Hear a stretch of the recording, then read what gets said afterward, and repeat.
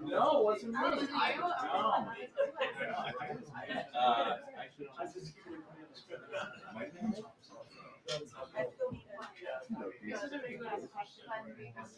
Was not me.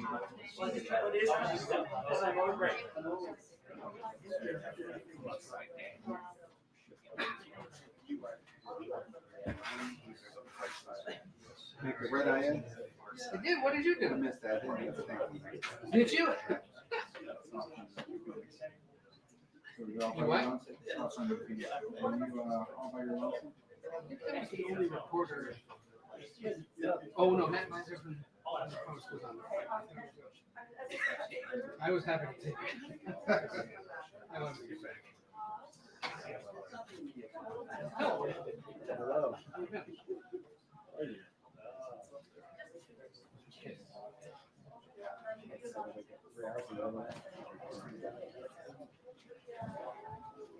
All right, good afternoon, everyone. Okay, a couple of things at the top, and then we'll get started.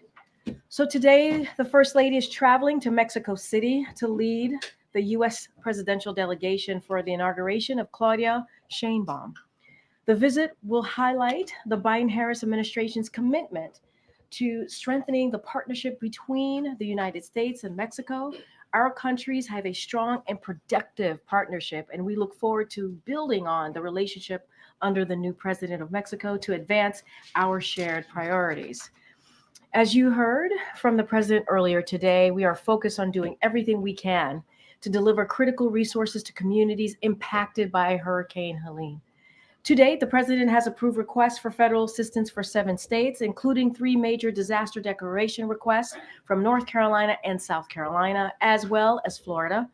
Over the last several days, we have read out consistent briefings that the president has received from his team, including FEMA Administrator Deanne Criswell and his Homeland Security Advisor, Liz Sherwood-Randall, who is here with us today, as you can see to my right.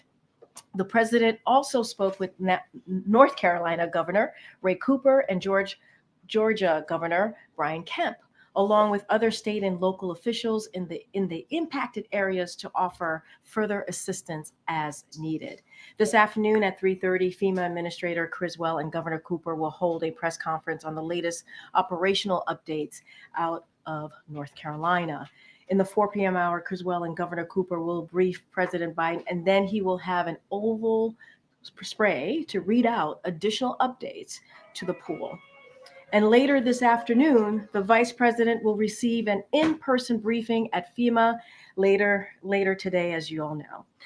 As the President said earlier today, the nation has your back, and the Biden-Harris administration will be with you as long as it takes. With that, it's my pleasure to welcome back LSR, as we call her here.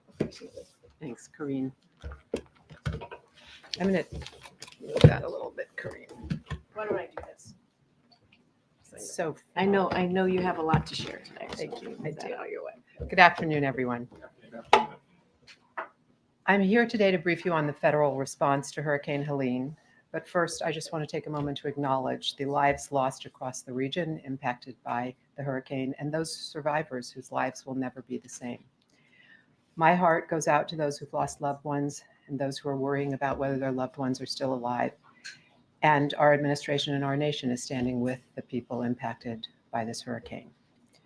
To the disaster survivors across the region, the Biden-Harris administration is committed to supporting you every step of the way as you begin your recovery and you start to heal. For survivors in Florida, North Carolina, and South Carolina, whose governors have requested major disaster declarations, the president approved them immediately over the weekend. And we urge those citizens who are seeking FEMA assistance to sign up for that assistance as quickly as possible. You can do that either by calling 1-800-621-3362, registering on disasterassistance.gov, or by filling out an application on your mobile device through the FEMA app. And that brings me to our response. Under President Biden and Vice President Harris's leadership, we are providing urgent and extensive federal support for the ongoing response and recovery efforts to Hurricane Helene. Over the weekend, at the president's direction, FEMA Administrator Deanne Criswell traveled to Florida on Saturday, to Georgia on Sunday, and today she is in North Carolina, accompanying Governor Cooper in surveying impacts to the affected communities in Western North Carolina. The president has asked Deanne Criswell to remain in Asheville, North Carolina, given how acute the situation is on the ground there, and he will receive an update from her this afternoon and from Governor Cooper, in addition to the press conference that the administrator and the governor will hold today. Also, as the president said earlier today, he is committed to traveling to impacted areas later this week, as soon as his presence will not disrupt vital emergency response operations. So I want to walk you through what happens as we're facing a hurricane predicted to have the kind of impacts that Helene has had. First of all, what we do before a storm. As Helene was developing in the Gulf, the president directed FEMA to pre-position specialized capabilities across the region, including deploying incident management assistance teams to Florida, Georgia, South Carolina, and North Carolina. These teams support our state partners in planning, in logistics, and in conducting their emergency response operations. This included pre-positioning a number of search and rescue teams, federal search and rescue teams in addition to the state and local teams, temporary power teams, generators, and health and medical assessment teams.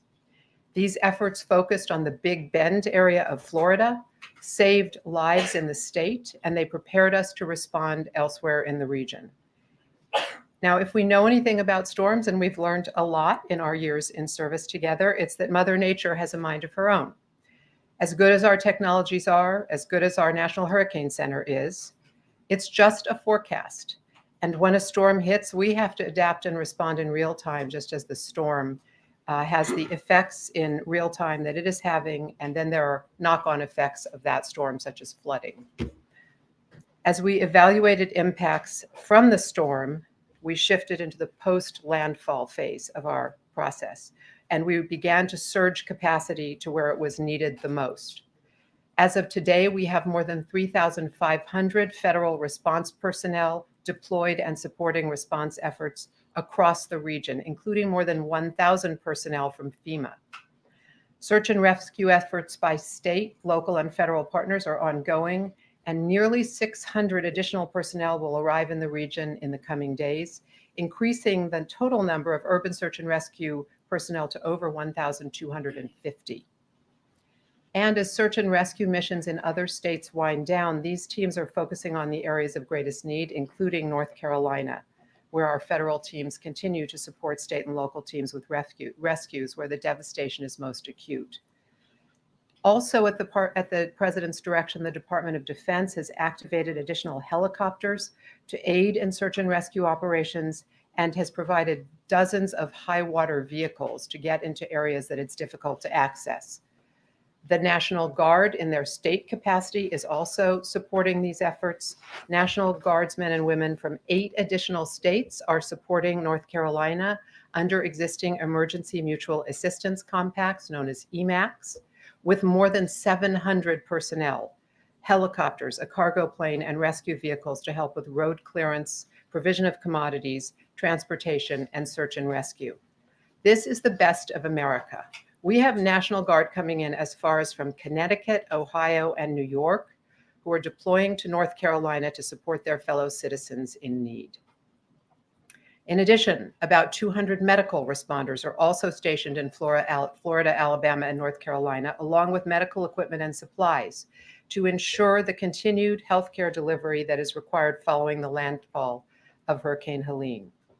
And the U.S. Department of Health and Human Services declared a public health emergency for Florida, North Carolina, and Georgia, which gives health providers and suppliers greater flexibility in meeting emergency health needs of Medicare and Medicaid beneficiaries. In order for communities to begin functioning again, we all know it's critical to have power restored. And I want to tell you about what we're doing on this front, because that is truly the fundamental lifeline sector. As of this morning, about 2 million people are still without power across the impacted states.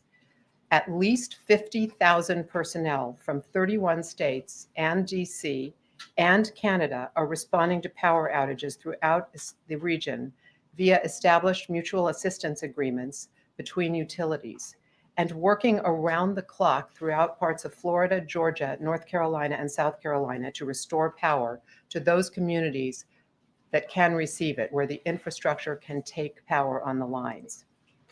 FEMA and the U.S. Army Corps of Engineers are also making available generators of many different sizes that are ready to be deployed upon the request of any state. And as power is being restored throughout parts of Florida and Georgia, power crews are being moved into other states to assist with additional restoration efforts. We see power outage numbers improving where restoration teams are able to gain access to communities and the debris is cleared. Once we get power restored, we can then get a lot of other things working again.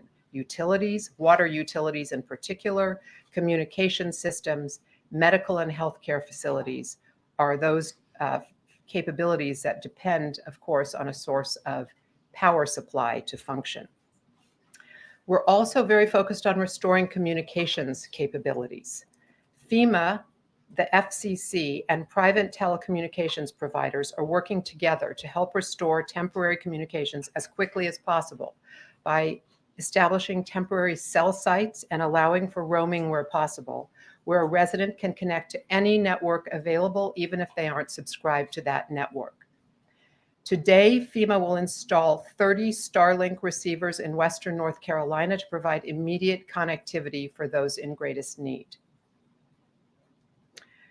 We're also very focused on how we reach survivors at their point of need. This has been a lesson we have learned from the beginning of President Biden's presidency, that those who most need the help have the hardest time accessing that help. And he has directed us to work to evolve FEMA practices so we can really get to those who need us the most.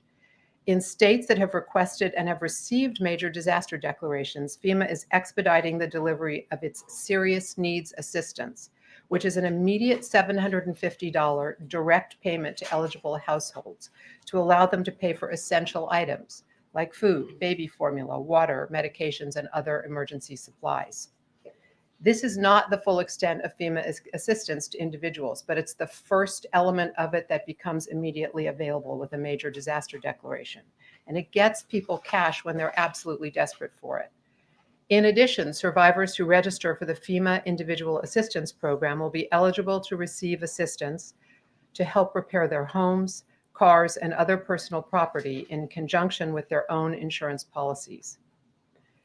FEMA is working, as it always does, to open disaster recovery centers in impacted communities.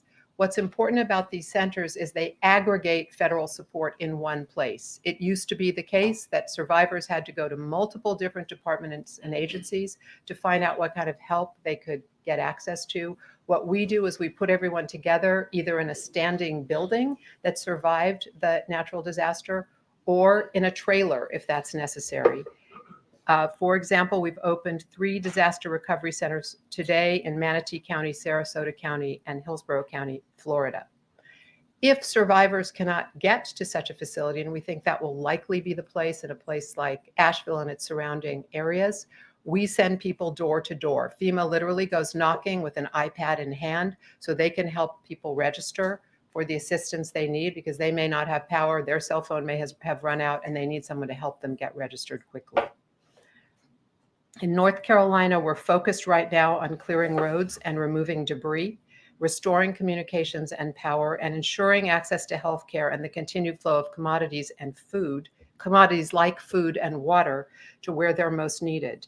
Today, we've heard they've reopened 220 roads, which will help enable responders and critical commodities to begin moving via ground transportation. While FEMA has been at the forefront of the response, and it's very meaningful to have them on the ground, they serve as the coordinator of the orchestra of a wide-ranging federal response. And that's something a lot of people don't understand. What FEMA does is it mission assigns, that's the term of art, quote, mission assigns, roles and responsibilities across our government in the wake of a disaster. And so what they do is coordinate the identification of and delivery of those resources when they're needed and where they're needed. I want to go through some of what other departments and agencies are doing so you can hear the full scope of the federal response, which gives more clarity than just saying FEMA is doing this. The U.S. Army Corps of Engineers deployed power restoration teams, including in Buncombe County, North Carolina, where Asheville is located, for temporary emergency power, debris removal, and infrastructure assessment, including for dams throughout the region. The Department of Defense has mobilized 22 helicopters in support to response in Western North Carolina. Staged at Fort Liberty in North Carolina, there are multiple helicopters available to support air bridge operations to move personnel and necessary supplies and equipment into the disaster area. 4 helicopters from DoD are actively supporting the urgent search and rescue operations that are ongoing in Western North Carolina. The other 18 are helping to move response personnel and deliver critical commodities and support into remote and isolated communities that are not accessible by road right now. DoD has also made available, as I mentioned, 30 high water vehicles available for search and rescue, and has set up 5 incident support bases across the region to continue providing support to those who need it in the surrounding areas. The U.S. Coast Guard has thousands of personnel working on response efforts and is conducting post-storm assessments to support the rapid reopening of impacted ports in Florida. The U.S. Department of Energy has responders deployed across the region, primarily in the state emergency operations centers. While I noted that power restoration numbers are trending in the right direction, it's important to remember that these will be complex multi-day efforts in many locations due to the extent of damage and the ongoing access issues.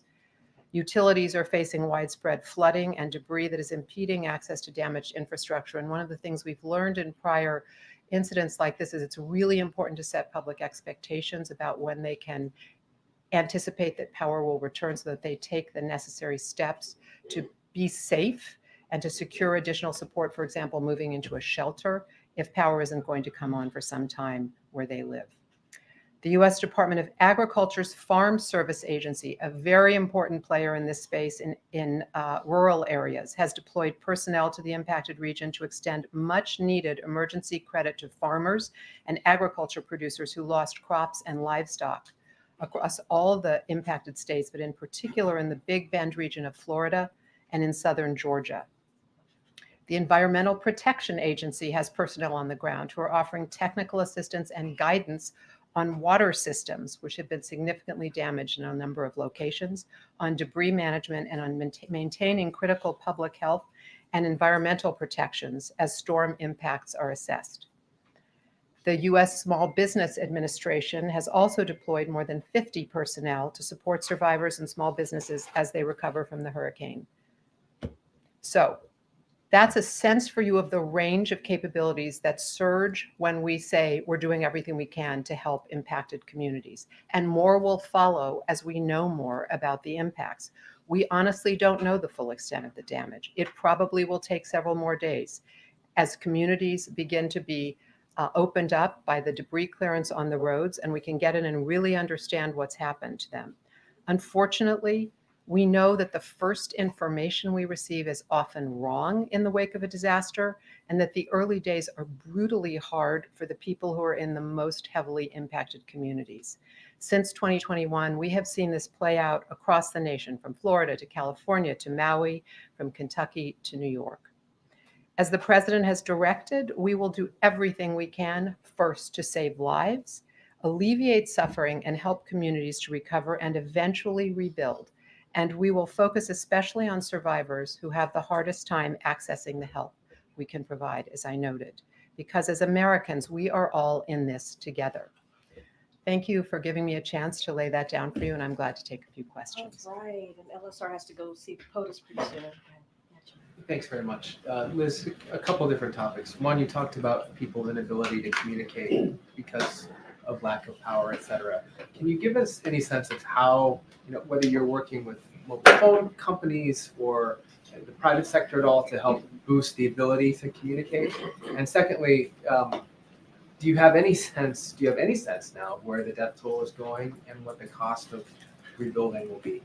So on the effort to get communications restored, we work with, not personally, but FEMA works with the FCC and with private sector companies. All of the major providers participate in this. And as you heard me say, if you're not, let's imagine, a customer of AT&T, but Verizon is able to get some coverage in your region, you'll get free roaming in order to get access.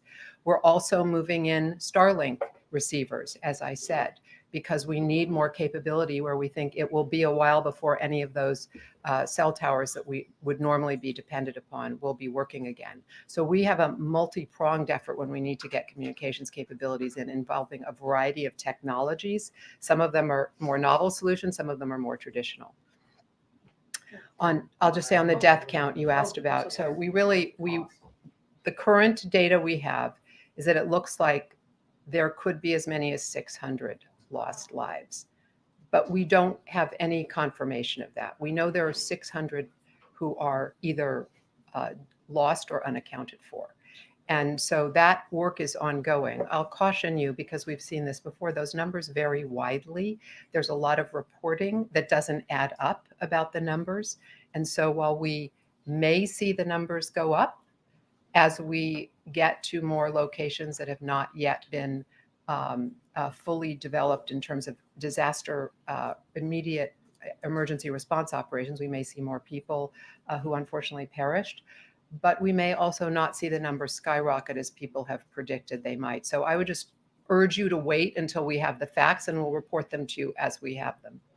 Thanks, Liz. You mentioned that in the run-up to the storm, the focus of the preparations on the Big Bend area of Florida, and then it moved as the storm moved inland. Were you surprised by the impacts on the flooding side? Was there something wrong in the forecast that you should have pre-positioned the assets differently to prepare for this sort of situation?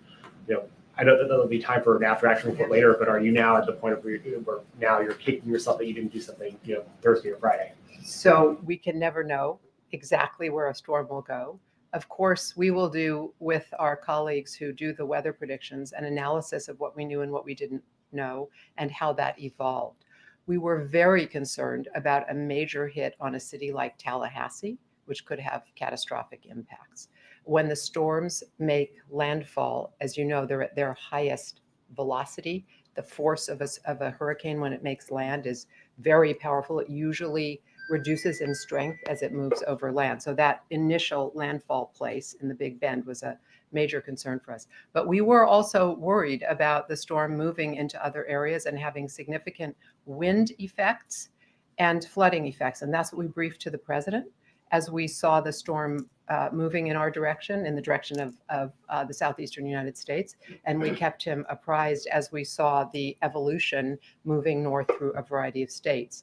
We can't know everything in advance. And one of the reasons we surge capabilities into the region is then to be able to get them closer. They can't be in the spot the hurricane is going to hit in advance. They have to be in a location in which they wouldn't be affected and then move in. So having the resources in the southeast already was very beneficial for all the states in the region.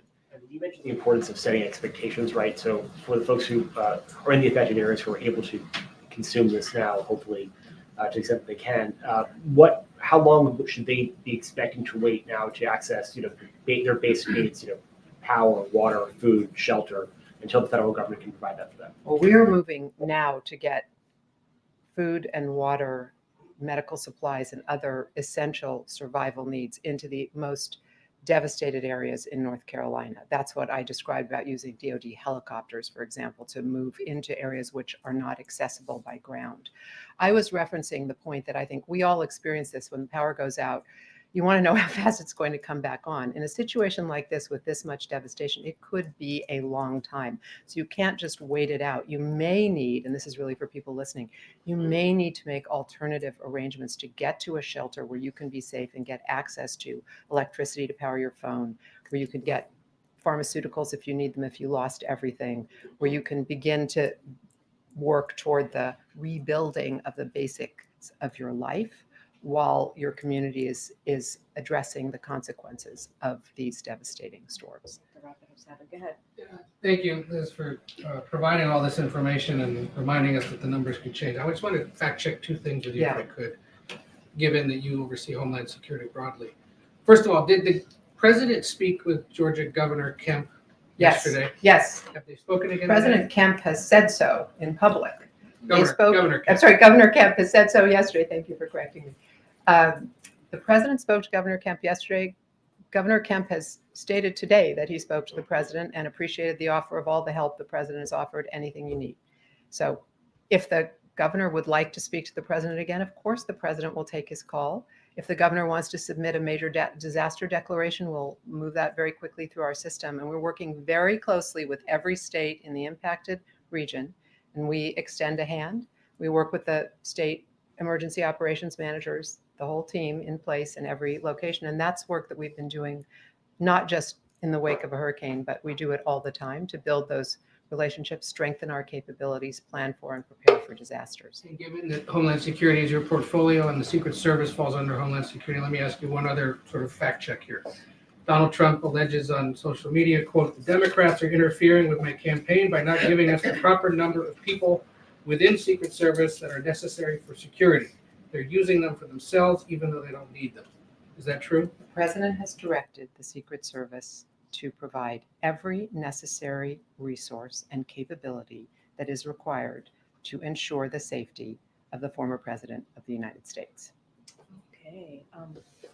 April, you have the last one. Oh, Okay, sorry. one more, One April. more. Okay. Yes, quickly, two questions. I've got 1 minute, Yeah, exactly. okay, two questions and you can answer them fast if you can.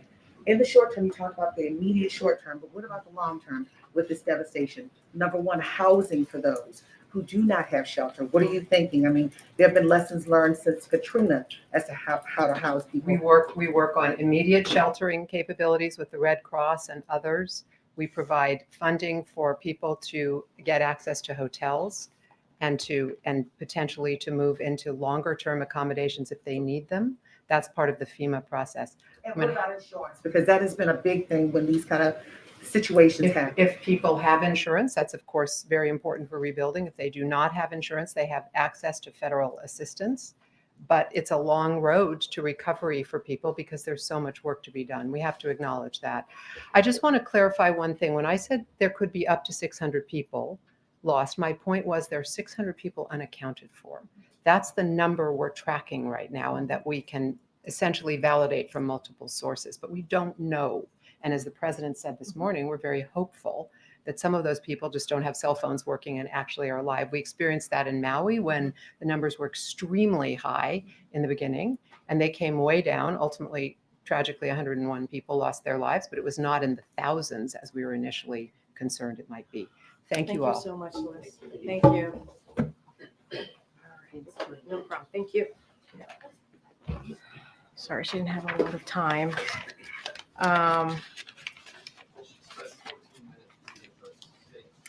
Well, it was 14 minutes of laying down for the American people, not just for all of you, of how this works.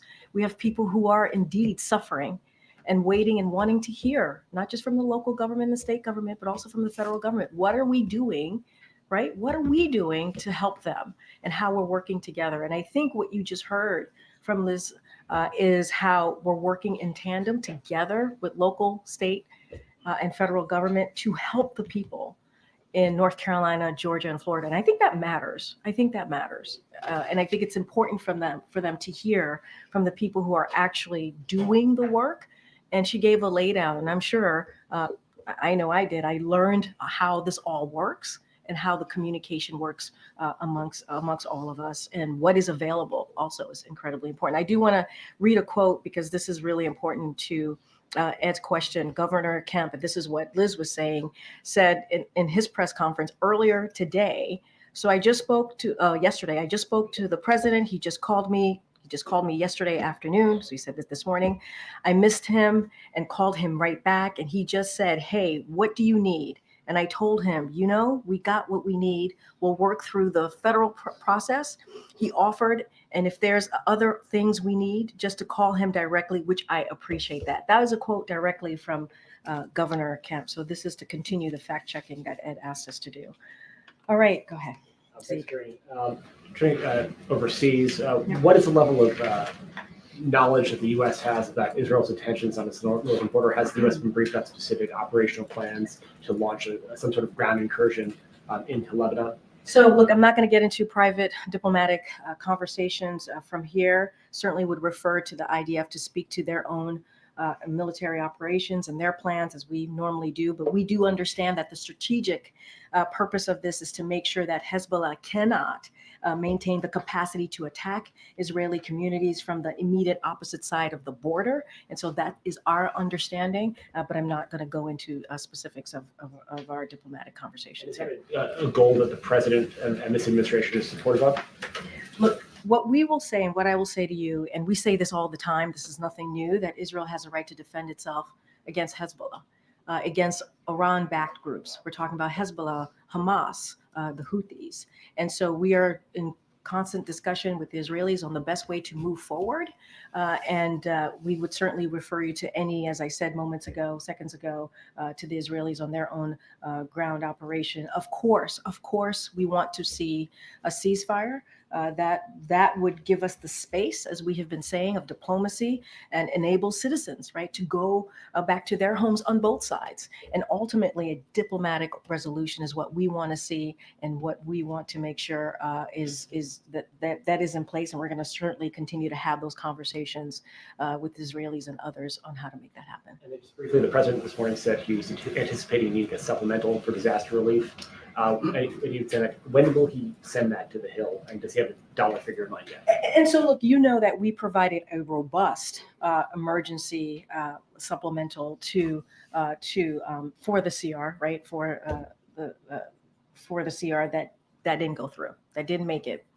And so we're going to continue to have those conversations. We are disappointed that didn't go through. We're going to continue to have this conversation. As the president said, we're in constant communications with members in Congress, and we want to make sure that they move quickly on this. I don't have details or specifics, but we did provide a robust request on more additional funding for these types of emergencies to continue that, and it didn't go through. And we were certainly disappointed to see that. Okay, right behind. Yeah. If he does decide to ask for a supplemental, will he have to call Congress back, or is there another way to do it? The president was asked about that, Yeah, and he just said it's something that certainly he is considering. I just don't have anything. I'm not going to get too much into hypotheticals. Yeah. The urgency of this, when would we expect to know if he was going to ask for one, how much it is, and if he's calling them back? So look, I don't have anything to add on if he's going to call them back, how much it is, which is very similar to the question that I got from Zeke. We did provide a robust supplemental component to get more funding in the CR. It didn't make it through. Was not included. But what we're doing right now, and I think it's important, and you heard that from Liz, you've heard that from the administrator. Let's not forget the FEMA administrator was here in this room on Thursday because we wanted to make sure that people understood what was happening and what was coming. But we're going to do everything that we can to make sure that Georgia, North Carolina, Florida, the impacted areas have the resources that they need to deal with the devastation, the aftermath of this. Karine, the president said this morning that, quote, I'm comfortable with them stopping with regards to the Israeli potential incursion into Lebanon. What did he mean by that? And does that mean he's uncomfortable with them continuing? No, I answer that question, which is we believe that Israel has the right to defend itself against Hezbollah and Iran-backed groups. We have said that. We've also have said that Israel is in a tough neighborhood. You've heard us say that. They really are. And so we believe they have the right to defend itself. What we also want to see is a diplomatic resolution here. We do want to see a ceasefire. Ultimately, that's what we need to see in order to get to a place where we can get to a ceasefire, right? Where we can see citizens going back to their homes on both sides. So that still remains to be true. But do we want to see, ultimately want to see get to a place where we get to a diplomatic resolution? Yes, that's what we want to see, for sure. He's uncomfortable with them continuing. No, what we have said is consistently, Israel has the right to defend itself against Hezbollah. We are not shedding tears over a terrorist that was killed. That terrorist has American blood on their hands. And so we're certainly not going to shed a tear over that. We've been very clear. Israel has a right to defend itself. We've been very clear that the security of Israel, when it comes to its security, our support is ironclad. That has not changed. That has not changed. Karine, switching to the hurricane, our reporting teams on the ground say that there are many residents there who are frustrated that more aid has not been distributed. And some of them haven't seen the federal government there for days. What would you say to those folks? What I will say is certainly our hearts go out to them. Obviously, this is a tough, difficult time. And what I will also say is we have their back, and we can understand that. We can understand how things are incredibly confusing right now, incredibly difficult right now. Some people don't even know if their loved ones are alive or not. And so what I can say, and what the president has said, and I think what Liz has iterated as well, is that we want to make sure that they have, the folks who are in the impacted areas have everything that they need, the resources. We have the FEMA administrator who's on the ground today. She's going to be holding a press conference with the North Carolina governor in about 30 minutes or so, and going to talk about what they see and what the federal government, what FEMA is going to continue to do, working with the state and local governments as well. We are on the ground. We are on the ground. And as you know, there was a reason why the FEMA administrator was here on Thursday, to lay out what we were doing ahead of time, how we were pre-positioned on the ground, and warning people, because we understood that that is also part of our job. But we're going to do everything that we can. Following up on a previous question quickly, you mentioned pre-positioning. Yeah. And she did mention that assets and resources were pre-positioned. Big Ben. Another question was asked before, but bluntly, should more resources have been pre-positioned in and around North Carolina? So look, I think Liz kind of talked about that, about when she was asked the question on our prediction of the storm and how bad it was. And so certainly I'll let the experts speak to this.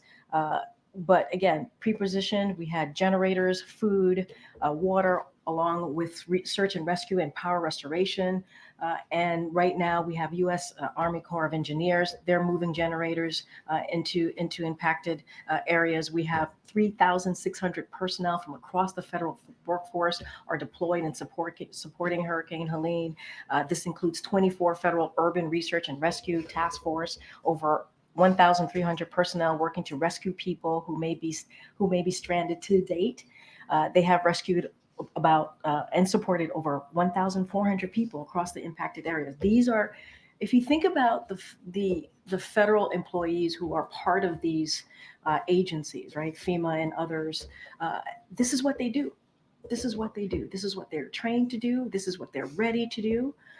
And it doesn't matter which state it is, right? It doesn't matter if it's a red state or blue state. This is their job, to get food there, to get generators there, to save some lives, to rescue people. And so we are very proud of the work that they've done. And we understand that people are very much suffering on the ground and trying to figure out what is going on. And we have our folks there, and we're going to do the best that we can. Okay, Peter. Thank you, Karine. 13,000 people who have been convicted of murder crossed the border illegally and are living among us. So how much danger are U.S. communities in right now because of this? I'm assuming you're talking about the ICE data. Yes. So just a couple of things, and I think it's important to correct the record here. First of all, the false representation of the data ICE shared. So that was what we are seeing, false representation. I got to call that out. We got to call that out. And it's been fact checked by some of your colleagues here, by multiple outlets that has been debunked on what has been falsely misrepresented here. So we have to call that out. And so, look, can you clarify what the misrepresentation is? The numbers that is being put out about how many people are out has been falsely represented here. If you look at the total returns and removal of the past year, that has been higher than every year under the previous administration since 2010, if you look at it.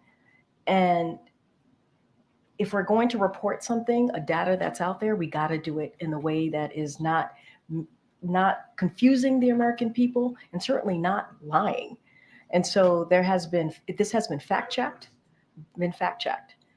And so this is the way that is being falsely represented here is just not okay. And they'll got to be really clear about that.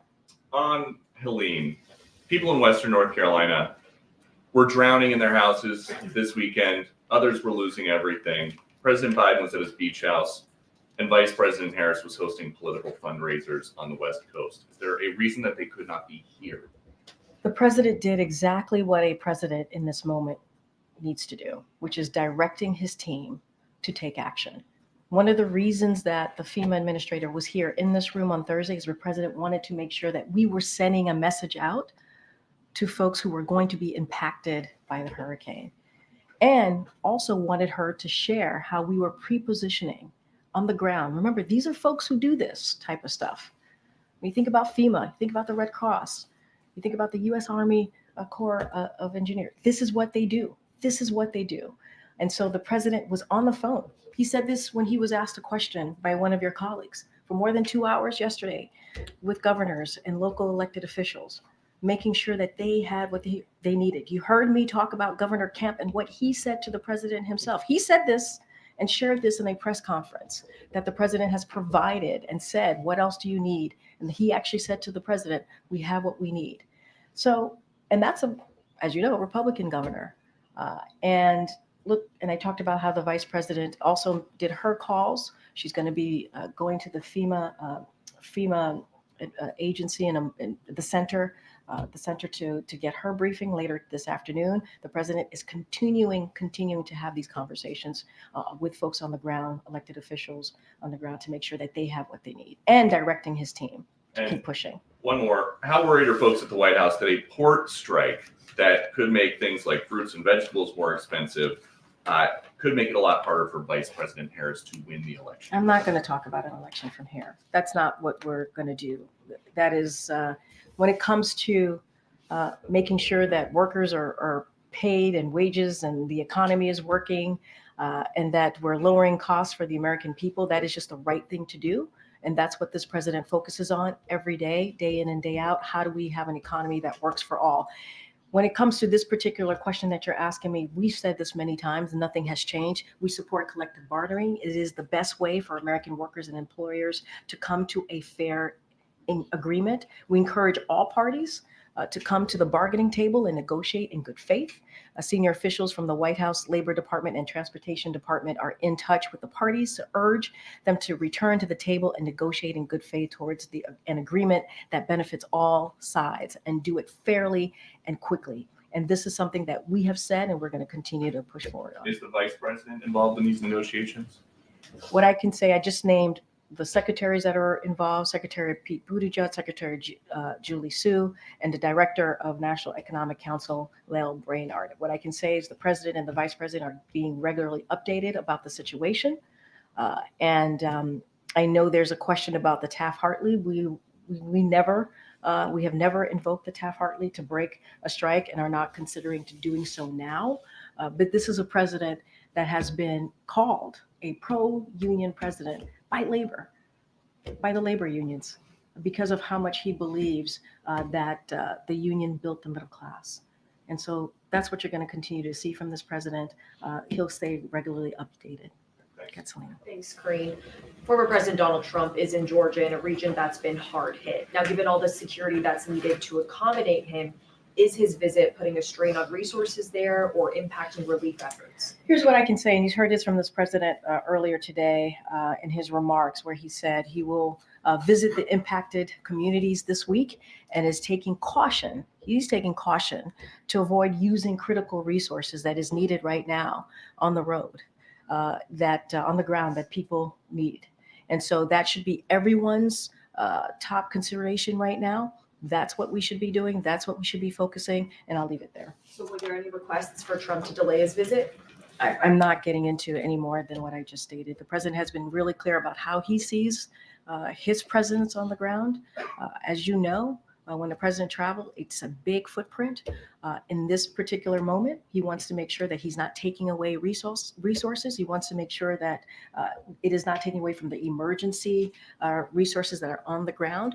And as I just stated, he believes everybody should adhere to that. And in terms of the dock workers that are set to go on strike, At what point would the president be willing to intervene? How long would he allow that to go on, and at what cost to the I'm not going to American get into economy? hypotheticals. I'm not from here. Would the president consider walking the picket line? I'm not going to get into hypotheticals. We believe that collective bargaining is important here. We've always said that.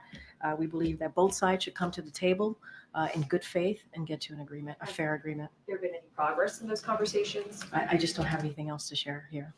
Okay, Jeff, yeah. On a separate topic, different topic, the incoming Prime Minister of Japan has said, has called out or proposed the idea of a Asia NATO.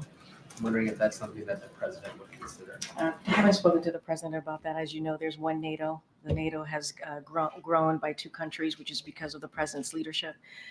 Let's not forget when Putin invaded Ukraine, he thought that NATO was going to be weaker, and that did not happen. The president certainly was able to make NATO stronger because of his leadership, and that's going to be what we're going to focus on. He's suggesting a separate alliance that would involve Asian No, countries. no, He no, I also hear- said I the heard idea you. of putting Japanese troops on Guam. I don't know if that's something the president would It's consider. just not something that I've spoken directly to the president about. What I can say is what the president has done with the current NATO and making it stronger. And it has been important. If you think about Ukraine, if you think about what Ukraine has been trying to do over the almost 3 years, which is certainly fight for their sovereignty and fight for their democracy, which is something that we're going to continue to support Ukraine and those NATO countries as well, which is much stronger than Putin ever thought they would be in this time. Thank you, Karine. First on the Middle East, Prime Minister Netanyahu is expected to convene his war cabinet this evening to chart next steps. What has President Biden communicated that the U.S. would hope they decide to do? Look, I'm not going to comment or get into hypotheticals about decisions that Israeli government are making or IDF is making. Certainly would let them speak for themselves. We have been very clear Israel has the right to defend itself, especially against these Iran-backed groups, including Hezbollah, Hamas, and the Houthis. We will continue to have those direct conversations with them, but IDF, Israel government, can certainly speak to that. And also have conversations, continue our diplomatic conversations on the right way forward or the path forward. I just don't have anything else to share. A lot of those diplomatic conversations happened over the weekend as Israel was conducting these raids in Lebanon. Is the outcome one that those diplomatic conversations were discussing? I mean, were U.S. officials offering their support for the way that Israel proceeded? What I can say is that not going to speak to private diplomatic conversation. What I said moments ago, which is we understand the strategic purpose of this is to make sure that Hezbollah cannot maintain the capacity to attack Israeli communities from the immediate opposite side of the border. That's what we understand. I'm just not going to get into specifics or into diplomatic conversations from here. It's now been 5 days, though, since the U.S. and Western allies publicized the discussions over this 21-day ceasefire proposal.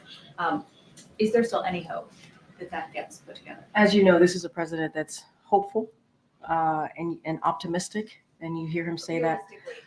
Given the conversations that are happening. You asked me if that is hopeful, right? So look, we believe the way to get to a ceasefire is to have this diplomatic resolution, to get us some space, to have a diplomatic solution. That's ultimately the way to get there. And so we understand that we need a ceasefire in Lebanon to provide that space for diplomacy. That's what we're going to continue to have discussions. Those discussions to continue with Israel.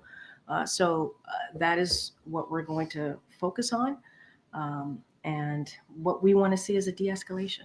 That's what we've been saying. We want to see a de-escalation. Okay. Thank you, Karine. You mentioned that the vice president is going to be coming back and having a briefing at FEMA later today about Helene. About 4 o'clock, I think. Yep. Could you give us a sense for what she has been doing so far in response to this hurricane? Is she in briefings with the president? Is she getting briefed separately? And what is her role going to be going forward? What I can say is that she is certainly has been kept briefed on the situation in the certainly the affected areas, the aftermath. She's going to get a briefing directly at the FEMA Center when she gets back. She didn't continue with some of her campaign activities today because she wanted to make sure to get back and go to the FEMA center. Anything else? And I know she's had conversations with elected officials on the ground in those impacted areas. I would have to refer you to her team to get more specifics on what else. The question about one of the policies that the vice president rolled out on Friday about immigration, she said she would go further than what the president has done with executive action to limit asylum access at the border. Do you have any response to that? Is that the position of the White House, that the administration should be going further than what you've done so far? So I think, look, when it comes to, I got to be careful, campaign policy announced. So going to certainly let the campaign speak specifically about what they're announcing and what they're looking to do on their side of things. But we've always said, and we've always, whether it's the economy, whether it's the border, that the vice president was going to build upon what we've been able to do. That is, the good work that we've been able to do together, whether it's the economy, healthcare, getting some of these historic pieces of legislation passed that's going to help Americans for generations to come. We also understand and see, and what she's been able to do is build on the success. And so I think that's what you're seeing from the vice president. And this is a vice president that has been a critical partner to this president over the last 3.5 years. And so we look forward to see what she's going to be doing down the road. Get April. Karine, I'll call you after. Go ahead, April. the issue of Angola, why Angola's President Biden now, specifically as other presidents have gone to other countries, and Angola is like something totally new since the Clinton administration for U.S. president? So a couple of things. So he's going to be holding a bilateral and multilateral meetings to discuss increased collaboration of shared priorities, including a signature project of the G7 Partnership for Global Infrastructure and Investment, PGI, Africa's first transcontinental open access rail network that starts in Lobito and ultimately will connect the Atlantic Ocean to the Indian Ocean. I think that's a pretty important reason why to go to Angola. This will be the first visit of a president to Angola. That's also, I think, important to note as well. And so we're going to celebrate the evolution of the U.S.-Angola relationship, underscore the United States' continued commitment to African partners, and demonstrate how those type of collaborative partnerships can solve shared challenges that both countries have. So anything on oil by any chance, since Angola is oil rich, and also, Yeah. what about the considerations about some of the other countries like Nigeria or South Africa? Those have been Ghana, Uganda. Those have been some places the presidents of Rwanda. No, I hear you. Yeah. So look, he's going to be abroad from the 10th to the 15th of October. We're going to go to Berlin, Germany, and then we're going to stop over at Angola. I just laid out the PGI, the important connection there that Angola has to an initiative that the president created. And I think that is right there, that connection with the Atlantic Ocean to the Indian Ocean that Angola is going to play a big role is important. It's going to make a difference in that region. And this is also, again, part of the president's initiative that he created. And no other president has been there. No other president has been to Angola. So I think that's important to note as well. Does this have something to do with the grain situation that was held up because of the Russia-Ukraine war, trying to help get grains to African nations? Because President Zelensky did express that to, I understand, the President of the United States, Joe Biden, as well as Greg Meeks, who sits on Foreign Affairs Committee in the House. Is this some of that too? What I will say is the president has said that he was going to go to the continent. He has said that he was going to do that. He wanted to keep his promise. Angola makes a lot of sense, especially for an initiative like PGI, an initiative that the president started. There's a connection there. There's a throughway that makes a lot of sense. No other president has visited the country. And so it made sense for the president to go there because there are important initiatives, not just to the African continent, but also for us here and other of our partners and allies. And so it made the most sense to make that trip. And you'll see us next month doing that. Go ahead. So the president didn't seem comfortable this morning with the ground operation in Lebanon. He said he was comfortable with them stopping. Now it seems imminent. Did the president take any action to try to prevent a ground operation in Lebanon? So say that one more time. So this morning, President Biden said that he was comfortable with them stopping about Israel, and so did he take any action to try to prevent such an operation in Lebanon? So I'm not going to get into diplomatic conversations from here. What I've been saying multiple times is Israel has the right to defend itself against Hezbollah, against Iran-backed groups like Hezbollah, like Hamas, and also the Houthis. They are in a difficult neighborhood, right? To say the least. And they have to have the ability to defend themselves. And so that's what we support. That's what we believe. That's what we have said. We're going to have conversations with the Israeli government about the best way forward, the best way to move forward. But I'm not going to get into diplomatic conversation. But I have been very clear. We believe that Israel has the right to defend itself against Hezbollah. Lebanon is very small, so when Israel, for instance, attacked Beirut, South Beirut, many people who have no link with Hezbollah are being hit. It will be the same if they do a ground operation in Lebanon. It won't be only the Hezbollah who's going to be targeted. So does the White House still support this ground operation in Lebanon? So are you talking, so say that one more time? You say that basically the goal is to target Hezbollah. But if there is a ground operation in Lebanon, I'm not speaking for the goals of the IDF or the Israeli government. What we have said is Israel has the right to defend itself against Hezbollah, against Iran-backed group. We've been very clear about that. I'm not going to stand here and speak to Israel's operations. That is not something that I can do. It's something that I would have to refer you to IDF. And that's what we've been very clear about. Thank you so much, Karine. During these frantic diplomatic discussions over the situation in the Middle East, did the president communicate any sort of consequences for this continued behavior in addition to his wish for a ceasefire? Did he, for example, say that maybe certain weapons would no longer be provided to Israel or tease to that? Our policy has not changed. It just hasn't. It has not changed. And again, Israel has the right to defend itself. We've been very clear against Iran-backed groups like Hezbollah, like Hamas, the Houthis. I'm not going to get into diplomatic conversation, but our policy has not changed.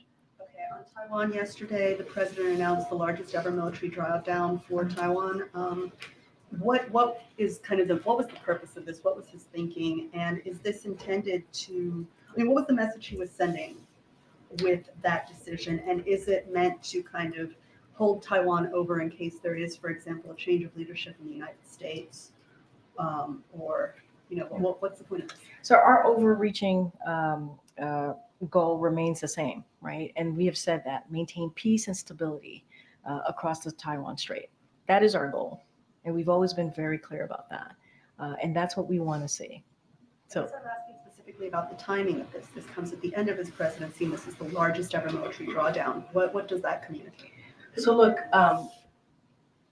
I think if you think about the drawdown, it is pretty much consistent with our longstanding one China policy. So I want to make that clear.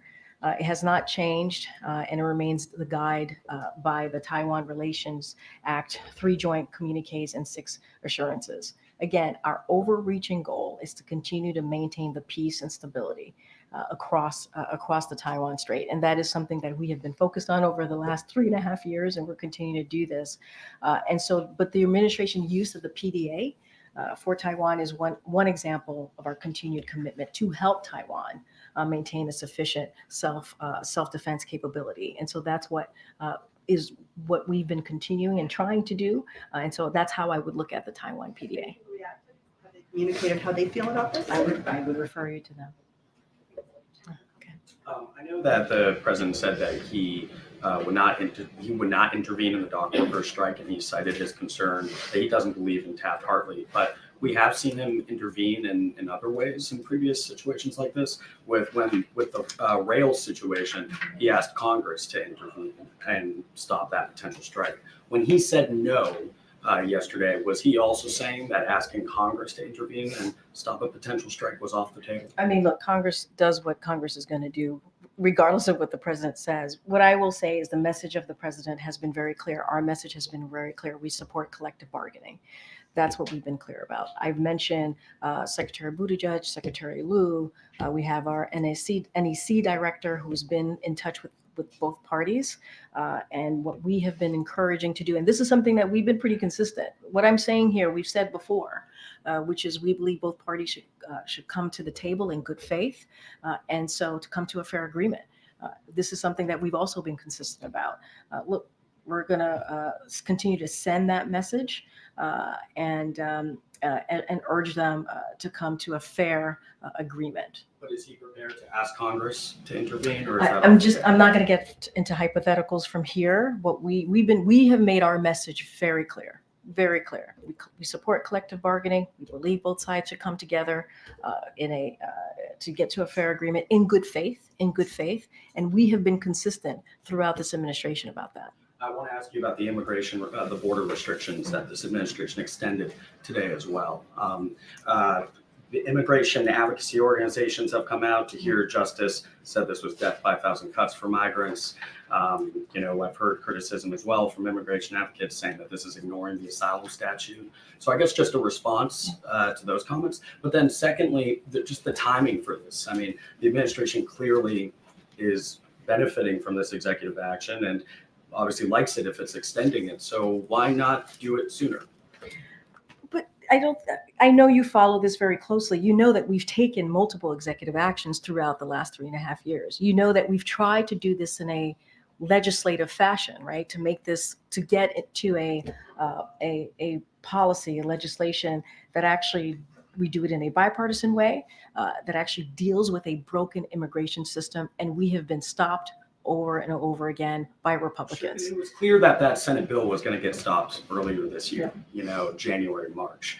This extension we have not seen until now, and then we didn't see the executive action until just June. a couple months ago, Well, right? June, no, in the you're right. summer, in the summer. So now with this extension, this is going to carry this out beyond the election. So if the administration stance is that this should continue for the months ahead, basically effectively curtailing asylum in ways we have not seen, why not take this action sooner? And then just also a response to the criticism too.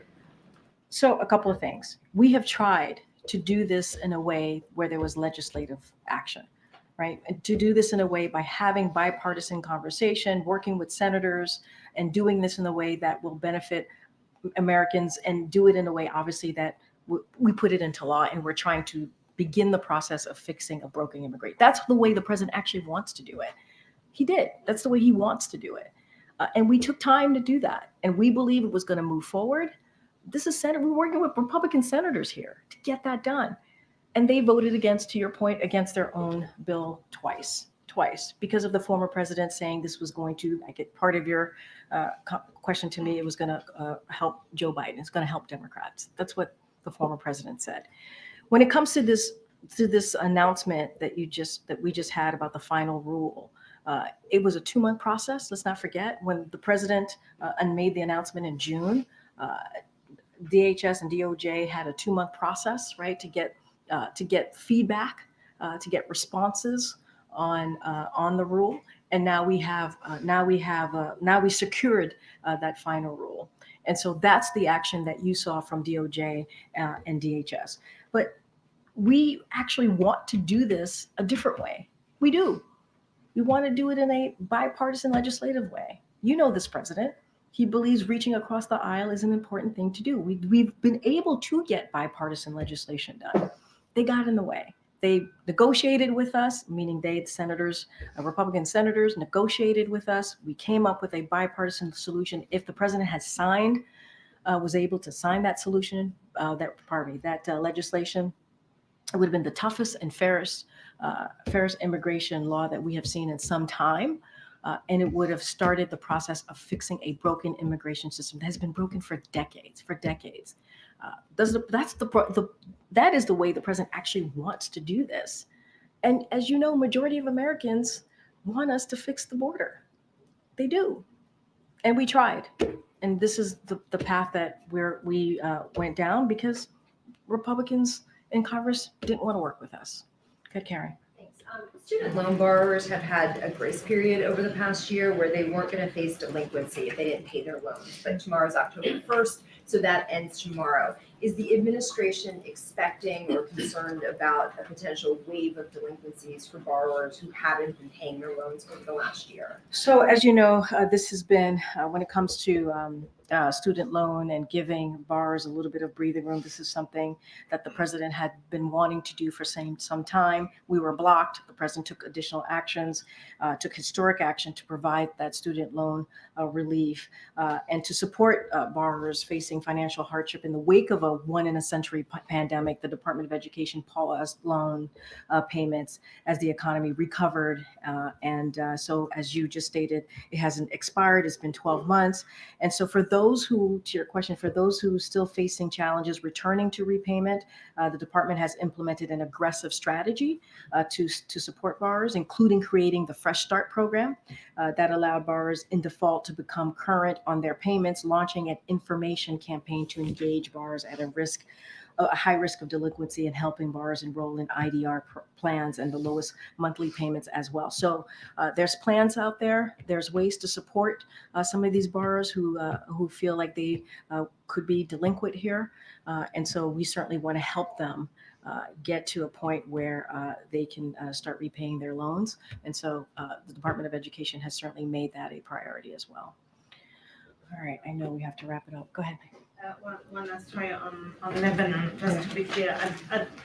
On the one hand, the president is calling for a ceasefire. On the other hand, you're saying that Israel has a right to defend itself by targeting Hezbollah. So how does it work? Say, who do you negotiate the ceasefire with when at the same time the Israelis have just informed the United States that they are indeed launching limited ground operations? So a couple of things, and both things can be true. And this is what's happening right now in the region. And I've said this multiple times, Israel is living and is in a really tough neighborhood. And they have to be able to defend themselves against Hezbollah, against the Houthis, against Hamas. And that is the reality. That is the reality that they are living in. And that's what we have been very clear about, making sure that our that we support for Israel's security is ironclad, and that's what you'll continue to see from this administration. At the same time, we do want to de-escalate. At the same time, we want to see that. And ultimately, we believe in a way to get to a ceasefire, to de-escalate, is to create a space, is to get to a ceasefire so we can create a space for diplomatic conversations. And in this case, that's what you're seeing. We're still talking to Israel. We're still having those conversations. That has not stopped. And so that's what you're going to continue to hear from us. All right, I think I have to wrap it up. Good. Still more light question, but tomorrow is Jimmy Carter's 100th birthday. I think the president sent around a note on the weekend, but should we expect anything in terms of a phone call or anything? Stay tuned. Stay tuned. I'm not going to get ahead of the president. All right, everybody. I'll see you tomorrow. Thank you.